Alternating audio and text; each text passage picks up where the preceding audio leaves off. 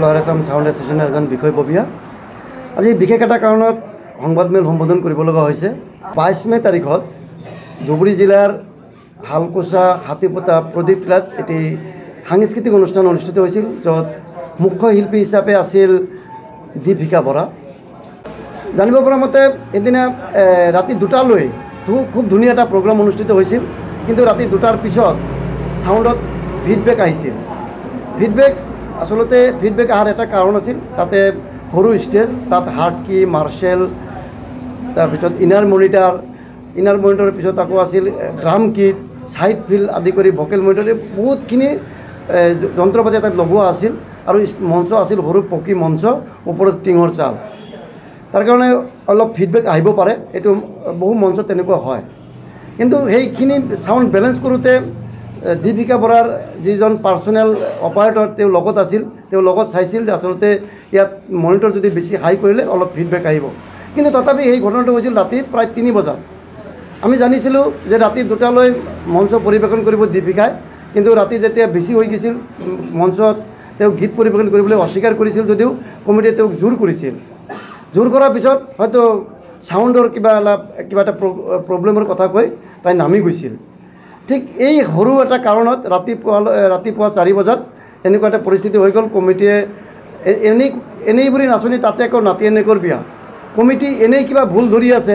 তাৰ মাজতে ছিংগাৰে যেতিয়া মঞ্চত কৈছিল যে ছাউণ্ডটো ইমান ভালকৈ শুনিব পৰা নাই, ভালকৈ বুজিব পৰা নাই, মই নিজৰ ছাউণ্ড লৈ আহিলে কেতিয়াবা ভালকৈ প্ৰগ্ৰাম কৰিম, এই কথাটোকে দুখ ধৰি কমিটিয়ে ছাউণ্ডটো আটক কৰি দিলে আৰু লগে লগে কৈ দিলে যে 1.5 লাখ টকা ইয়াতে জৰিমনা দিলে আমাৰ বহুত লছ হৈছে, 1.5 লাখ টকা জৰিমনা দিলে ছাউণ্ড ওলাই যাব দিম।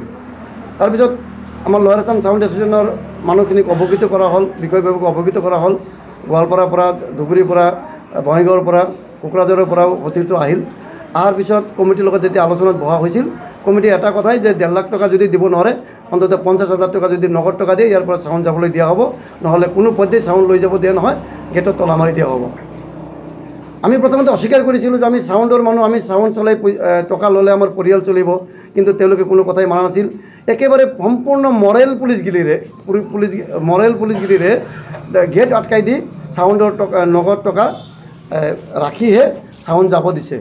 মোৰ ওচৰত এটা স্ক্ৰীণশ্বট আছে, সিহঁতে যদি মানা কৰে যে টকা লোৱা নাই, মোৰ ইয়াতে স্ক্ৰীণশ্বট আছে, মই দেখাই দিব পাৰিম।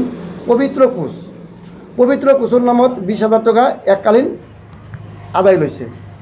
আমাৰ আগধন 7,000 টকা দিছিল, 7,000 টকাৰ বাদেও আমাৰ 40,000 টকাৰ এগ্ৰিমেণ্ট আছিল। যিটো প্ৰগ্ৰাম 12 তাৰিখত হোৱাৰ কথা আছিল, কিবা কাৰণত অসম চৰকাৰে যেতিয়া প্ৰগ্ৰাম বন্ধ কৰিছিল, সেই প্ৰগ্ৰামটোৱে 22 মে'ত হৈছিল।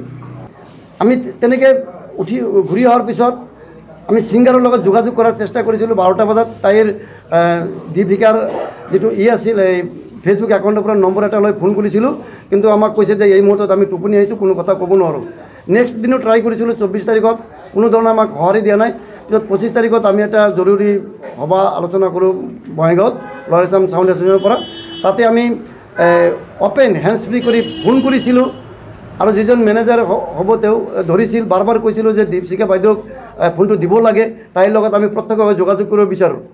তেওঁ বাৰ কৈছে যে দীপশিখা বৰা ইমান সৰু ছিংগাৰ নহয় যে তাই ফোনত কথা ক'ব, আৰু আমাৰ লগত গোটেইখিনি ৰেকৰ্ডিং আছে, তাই ফোনত কথা নকয়, যি ক'ব লাগিছে আমাৰ লগত কওক। আমি 2 বাৰ কৰি আলোচনা কৰিছোঁ, কিন্তু এটা কথাই কয়, ছাউণ্ড ইমান বেয়া নাছিল, কিন্তু কমিটিক আমি বেয়াকৈ কোৱা নাছিলোঁ, কিন্তু কমিটি আপোনাৰ লগত এই ব্যৱহাৰ কৰাটো দুৰ্ভাগ্যজনক বুলি সিহঁতে কৈছে।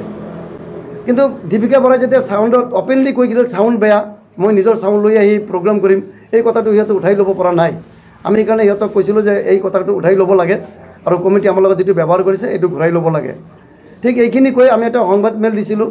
সংবাদমেলত যিখিনি কথা আমি কৈছিলোঁ একদম খোলাখেলকৈ চিধাকৈ কৈছিলোঁ। ইয়াত কোনো আমি কাৰোৰ লগত কোনো আমাৰ নাছিল, প্ৰতিদ্বন্দ্বিতা নাছিল।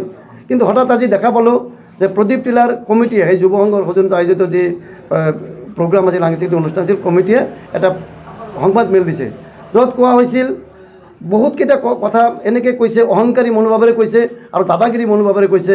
কথাবিলাক লাহেকৈ কৈছে যদিও বহুত লগাকৈ কৈছে যে প্ৰগ্ৰাম এটাৰ কাৰণে ভুল ধৰি সিহঁতে টকা আদায় লয়। কথাটো এনেকুৱা হৈছে, কোনোবাই যদি ধৰক হোটেলত ভাত খাবলৈ গৈছে, ভাতখিনি খোৱা শেষ, মূৰৰ পৰা এটা চুলি উলিয়াই দি ক'লে যে তহঁতৰ ভাতত চুলি আছে, ৱাৰ্ডমেনক গালাগালি পাৰি, মেনেজাৰ গালাগালি পাৰি টকা যে ঘূৰাই লোৱা, আৰু এই যে আমাৰ পেট বেয়া হ'ব বুলি কৈ যে 200 টকা আৰু যে টেবলেটৰ পইচা লোৱা ঠিক তেনেকুৱা ব্যৱহাৰ কৰিছে এই কমিটিয়ে। আমাৰ যিজন ছাউণ্ড অপাৰেটৰ আছিল আৰু যিজন ছাউণ্ড মালিক আছিল তেওঁলোক আৱেগিক হৈ গৈছিল যে আমি জীৱনত বহুত ছাউণ্ড চলালোঁ, এনেকুৱা কমিটিৰ তালত পৰা নাই যে ছাউণ্ডৰ টকা নিদিয়াকৈ আৰু ওপৰেঞ্চি টকাৰ আদায় লয়। ঠিক তেনেদৰে আজিৰ যিটো সংবাদমেলৰ কথা ওলাইছিল, যিটো প্ৰদীপ টেলাৰ কমিটিয়ে কৈছিল, খুব ঘৃণনীয় কথা কৈছে, লজ্জাজনক কথা কৈছে। আৰু এনেকুৱা কমিটিক আমি পুনৰবাৰ কোনো এটা নিৰ্দেশনা জাৰি কৰিছোঁ লৱাৰ আছাম ছাউণ্ড এছ'চিয়েশ্যনৰ পৰা যে কোনো ছাউণ্ড যাতে সিহঁতৰ লগত সহযোগ নকৰে। কেৱল বিহু বা তেনেধৰণৰ প্ৰগ্ৰাম বুলি কথা নহয়, সিহঁতে যদি ডিৰেক্টলি ক্ষমা নোখোজে আৰু আমাৰ ক্ষতিপূৰণ নিদিয়ে তেনেহ'লে আমি সিহঁতৰ কথাত একমত নহয় বা সিহঁতে যেনেকৈ সংবাদ মেলিছে আমি ধিক্কাৰ জনাইছোঁ, সিহঁতক আমি গৰিহণা দিছোঁ। যিকেইটা কথা কৈছে একদম অযুক্তিকৰ আৰু ভিত্তিহীন। তেখেতে কৈছিল আচলতে ছাউণ্ডটো বেয়া। আমি আপোনালোকক ভিডিঅ' ফুটেজ দেখাব পাৰিম।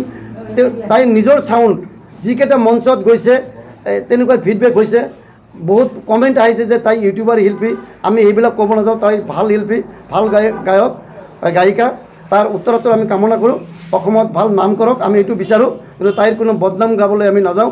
তাই আমাক যিখিনি মানসিকভাৱে আঘাত দিছে, আমাৰ ছাউণ্ডৰ বদনাম কৰিছে, কিন্তু আমি তাইৰ কোনো কথাই বদনাম কৰিব নাযাওঁ। যিবিলাক কমেণ্ট আহিছে কমেণ্টবিলাক চালেই গম পাব। শেষত যিটো সংবাদ মেলিছে আমি তীব্ৰ গৰিহণা দিছোঁ আৰু ধিক্কাৰ জনাইছোঁ। ভৱিষ্যতে যাতে এনেকুৱা ধৰণৰ ব্যৱহাৰ কোনো ছাউণ্ড ছিষ্টেমৰ লগত নকৰে। আৰু দীপিকাকো এই সংবাদমেলৰ যোগেদি কৈ দিছোঁ যে আপুনিও ভৱিষ্যতে যদি কোনো ছাউণ্ড ছিষ্টেমত প্ৰগ্ৰাম কৰে, অন্ততঃ ছাউণ্ড ছিষ্টেম বা বাদ্যযন্ত্ৰী শিল্পীৰ লগত কোনো ধৰণৰ যাতে বেয়া ব্যৱহাৰ নকৰে। আৰু যেতিয়ালৈকে দীপিকায়ো পূৰ্ণ পৰ্যায়ত ক্ষমা নোখোজে তেতিয়ালৈকে আমি লৱাৰ আছাম ছাউণ্ড এছ'চিয়েশ্যনে তাইৰ কোনো প্ৰগ্ৰামত আমি সহযোগিতা নকৰোঁ। প্ৰদীপ টেলাৰ যিকোনো প্ৰগ্ৰামত আমি কোনো ধৰণৰ ছাউণ্ড, টেণ্ট, লাইট, জেনেৰেটৰ এইবিলাক দি সহযোগিতা নকৰোঁ। আৰু একেদৰে শিল্পী শিকাৰ কোনো প্ৰগ্ৰামতে আমি ছাউণ্ড ছিষ্টেম যোগান নধৰোঁ। আৰু এনেকৈ তেওঁ যদি ছাউণ্ড ছিষ্টেম লৈ আহে, আমি তাতে জেনেৰেটৰ যদি লাগে, আমাৰ ডিজি যদি লাগে, আমি ডিজিৰ দ্বাৰাও কোনো ধৰণৰ সহযোগিতা নকৰোঁ। আৰু ভৱিষ্যতেও যদি ক্ষমা নোখোজে, আমাৰ এই সিদ্ধান্ত সদায় অটল থাকিব।